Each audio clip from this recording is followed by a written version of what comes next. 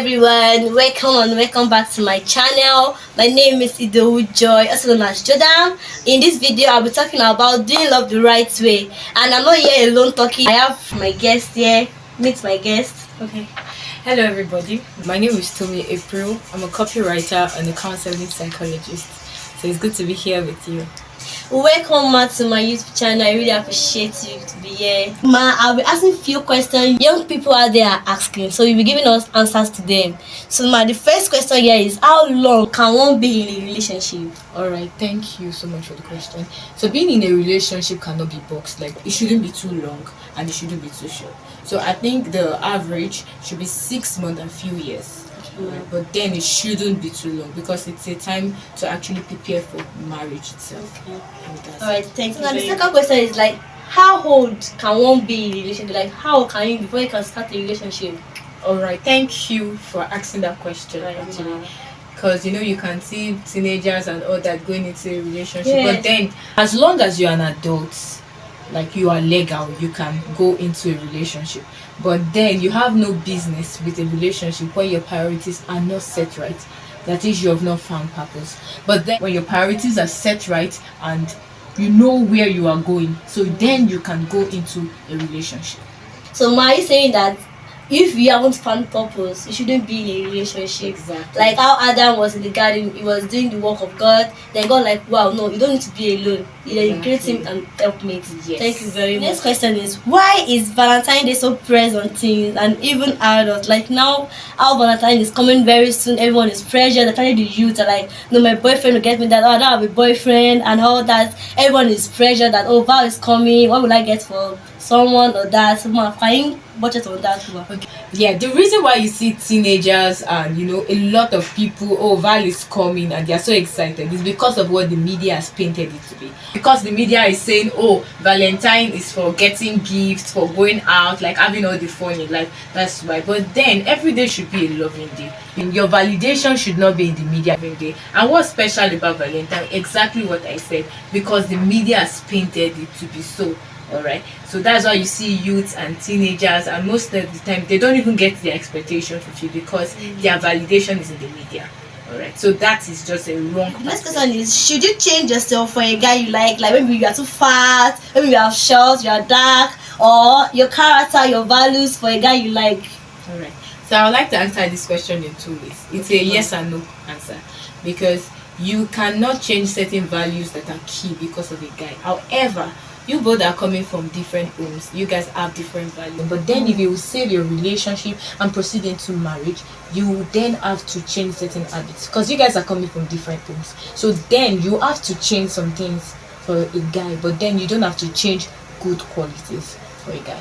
Wow, thank you so very much for that. Answer that question. What should a lady do when she has a dream about a guy and she felt that it's about marriage?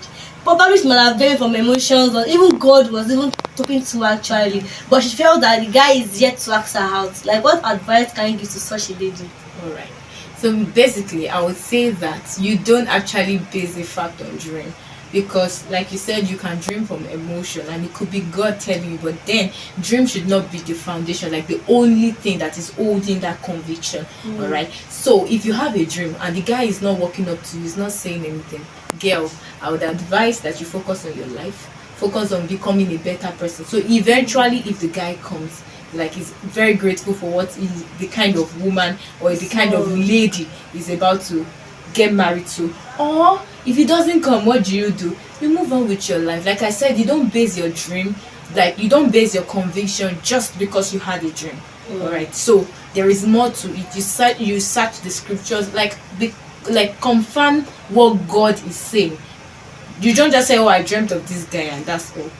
So that's it. Basically, just keep working on yourself. Wow. You'll find. Thank you very much. Next question is, how can one know the will of God for his or her life? Like in terms of marriage, or is it that God has created one person for one person, or what's the will of God actually? Alright.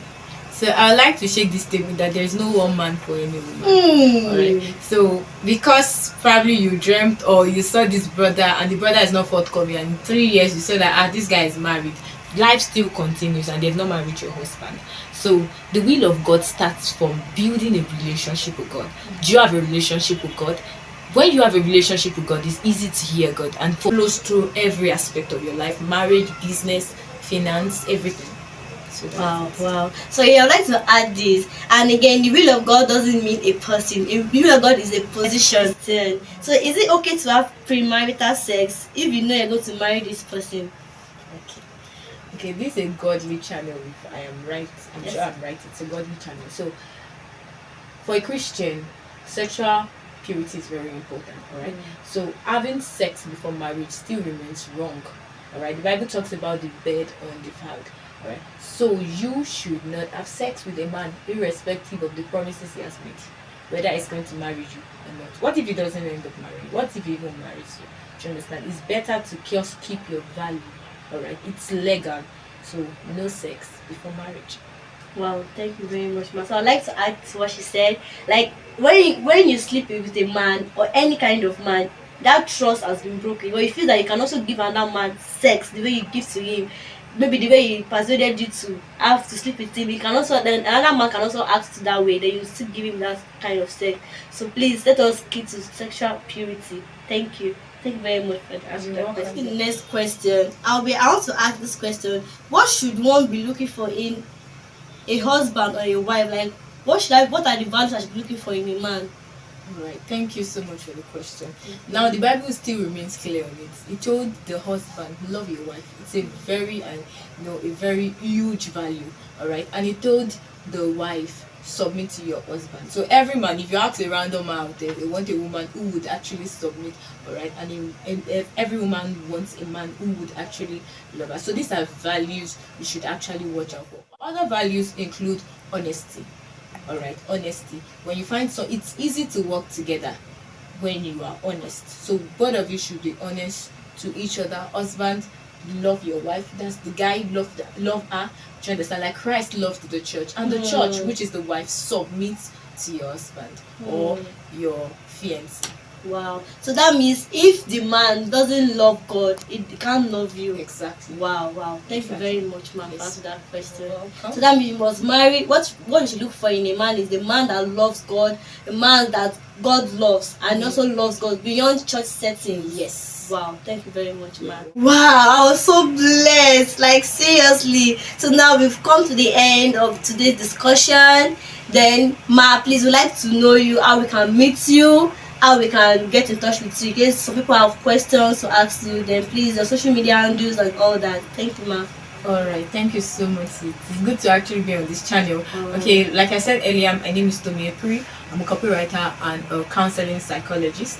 Alright, so you can actually reach me through my Facebook account, which is Tomi April. Once you check Tomi April, you will see me there and you can send me a direct message, or then you message me on, you send me a message on my Gmail and I would respond to you. Okay, you can send me a message on Ishola Tomi April, ISHOLATOMIAPRIN @gmail.com. Thank you. Right, thank you very much. I'm so happy and I'm so honored to have you here in my channel. I'm so happy. Thank you very much for coming. Then now that will be the end of today's video.